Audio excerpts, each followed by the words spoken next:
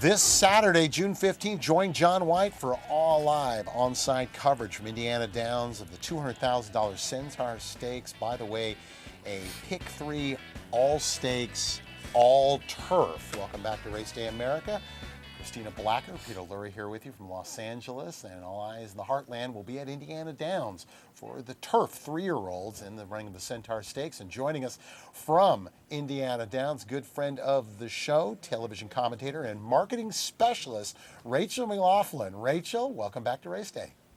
Hey, Pete, how are you today? Doing tremendous. How are you? You and, of course, the Heartland have got to be geeking up over this. This is a really nice card. Geeking up, that is exactly right. I am super excited. It's a really competitive card. I've been able to look at it quite a few times and everything, but I've really been going through and handicapping it today, and it's going to be a pretty salty race, I think. Rachel, feature on the program is the 6th race, the Centaur, $200,000 a mile on the turf course, and of course you have General Election in there for the WinStar Farm, 2-1. On the morning line as the favorite. He was a winner of the Arlington Classic last time out, and he had a very ground-saving trip in that race. He's drawn a little farther outside for your race on Saturday. Where do you expect to see him? Can he save any ground from that outside post? You know what? I really like the outside post for General Election. Our rail just has been having a pretty tough time this year. The percentages are getting back up a little bit, but on the turf, I like the rail a little bit more, but I really like him on the outside, General Election. I think that he has the speed. I mean, there are a couple speed horses in here. Obviously, Free World is the other one, and, War Dancer is going to be, also from the rail, probably a threat. But I think General Election's outside. I'm going kind of against Kellen Gorder, though. I hate to say that. War Dancer you just mentioned, Rachel, and this is a son of War Front, second last time out in the American turf. Over at Churchill Downs on May 3rd. Draws the rail trip, and Victor LeBron. Victor now a regular part of the Indiana Downs jockey colony. Do you think the rail is any kind of a hindrance early?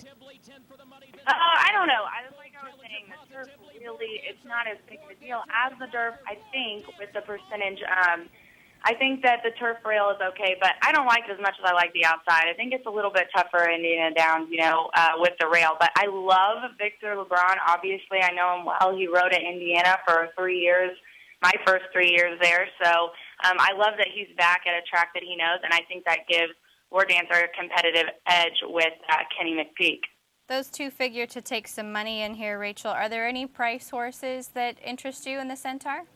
My pick is Moro Tap, but for a long shot, I'm going with Pataki Kid. I really think the 3 with Francisco Torres aboard. Another one that Francisco Torres knows Indiana turf, knows the track very well. Tom Proctor obviously has, this one ready, and I love, that he knows this recent start, May 21st at Indiana on the turf, 7.5 for a long race. It was an allowance. It was a pretty salty race, and Free World was in that race, and he came a nice second. So I really think for a long shot, that one, the 3 is what I'm going to go with. Rachel, the 5th race on the card, part of the, as I put it, turf pick 3 there, the J. Kenneth Shelby County Boys and Girls Club Stakes. I want to see that one on the trophy. You like and my interview, which I'm so excited about. I've been practicing it over and over. Let me do it for you. The J. Kenneth Shelby County Boys and Girls Club Stakes. You did it better than I did. 2-1 favorite, decisive moment, but I know you like long shots. Live in Joy, 15-1 on the morning line. There's that Victor LeBron again. It's a big step up for this one, but that was a big effort back on May 25th at Churchill Downs.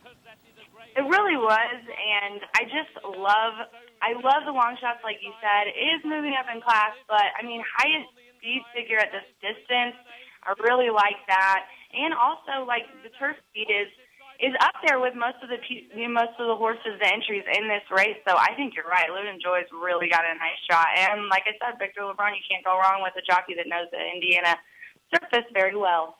Rachel, what did you think about decisive moment in this race? Because I looked at it over and over again. He's 2-1 as the morning line favorite, and he's 0 for his last 11 at least. I understand that he's been, maybe facing tougher company at Gulfstream, but the horse hasn't won in a very long time.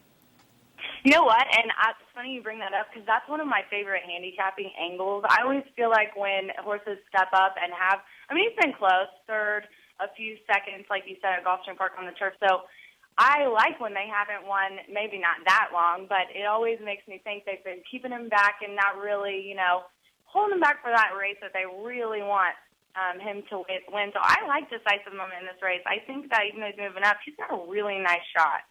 Rachel, along the lines of decisive moment, Chucky Lopez, one of the newest of the riding colony there, an older veteran rider. Your take on it, has it been tough for Chucky to get mounts? It's always tough when a veteran rider goes to any new track. What's been the case with Chucky? I think that I haven't had a chance to sit down with CC Lopez, but he actually, I just think, it's a little bit competitive with this kid, Malcolm Franklin at Indiana Downs. I mean, he is doubling the second in line, which I think is Fernando de la Cruz. I mean, Malcolm Franklin has like 40 mounts. He's getting all Tom Amos's pickups, Richard Conhorse, a lot of the Indiana trainers, Barb McBride, that are always there. He's getting some of Barb's mounts, and I think that he's just really gotten off to a slow start because he's got some really nice long shots hit. He's obviously a great rider. I just think that he's gotten off to a slow start with everything, but he'll be fine. I'm sure towards the end of the meet, he's in the top 10, and I'm sure he'll finish in the top 5. And Rachel, before we let you go, the fourth race on the program, also part of that pick 3, and a nice race on the turf course. I'll get my turn. The Girls Incorporated of Shelbyville, Shelby County Stakes, $100,000 event. Front side is the morning line favorite at 5-2. What did you think? She blew you out of the water, Pete. She did great. Well, yeah, come on. Everybody loves Christina. They want me to fail. Kidding. Oh, no, that's just not true. What about front side in there? Seems like she's been keeping the best company in terms of her company lines. Oh, definitely in this group. I think you're totally right. Grade 2, Grade 2, Grade 3, the South Beach in December. I mean, this one just really has been doing really well on the off season. I mean, it always makes me nervous when it's the first start, at Indiana Downs for this meet. But that's the case with a lot of horses in this race. So I just think that if I have to do in the morning lineup, I think there's a little bit more competition in this race for this one, obviously. But really, those past performances. No, not wins in the last 4 or 5, but still a third-place finish. A couple even races. I see this one doing really, really well at Indiana, and, has been here last year. Hopefully we'll do fine. I like a price there. Kuhn, the 3 coming in off that Group 1 effort. You know what I mean? It's kind of a drop down. It makes a lot of sense. Back to 2 turns. Absolutely. Yeah. All right, Rachel, listen, we really appreciate you taking the time. We're sorry we're not going to be out there, but you're going to have our own John White with you. Have yourself a really great night, and we'll talk to you again real soon. All right. Thanks, Pete.